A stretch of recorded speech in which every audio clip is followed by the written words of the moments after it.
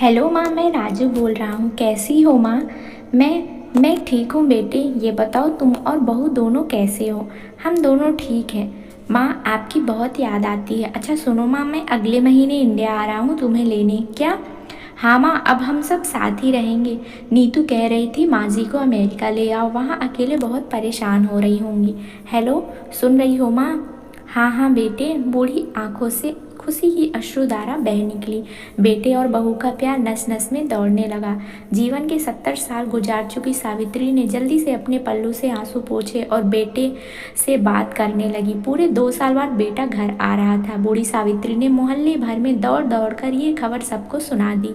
सभी खुशी थे कि चलो बुढ़ापा चैन से बेटे और बहू के साथ गुजर जाएगा।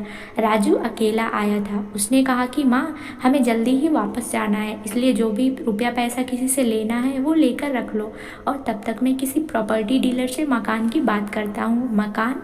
माँ ने पूछा। हाँ माँ, अब ये मकान बेचना पड़ेगा, वरना इसकी देखभाल कौन करेगा? अब हम सब तो अमेरिका में ही रहेंगे। बूढ़ी आंखों ने मकान के कोने कोने को ऐसे निहारा जैसे किसी अबोध बच्चे की सहला रही हो। आनन फानन और औने पौने दाम में राजू ने मकान बेच दिया।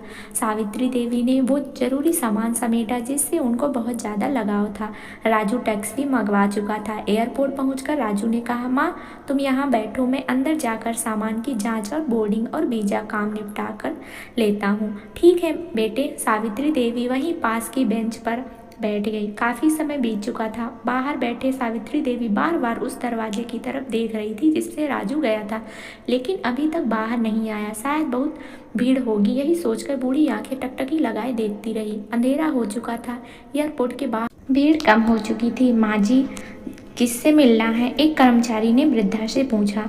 मेरा बेटा अंदर गया था टिकट लेने, वो मुझे अमेरिका लेकर जा रहा है, सावित्री देवी ने घबरा कर कहा। लेकिन अंदर तो कोई पैसेंजर नहीं है। अमेरिका जाने वाली फ्लाइट तो दोपहर में ही चली गई। क्या नाम था आपके बेटे का? कर्मचारी ने सवाल किया। राजू। सावित्री के चेहरे पे चिंता की लकीरें उभर आई। कर्मचारी अंदर गया और कुछ देर बाद बाहर आकर बोला, माँ जी, आपका बेटा राजू तो अमेरिका जाने वाली फ्लाइट से कब का जा चुका है। क्या? वृद्ध की आंखों से आंसुओं का सैलाब फूट पड़ा। बूढ़ी माँ का रोम रोम कांप उठा।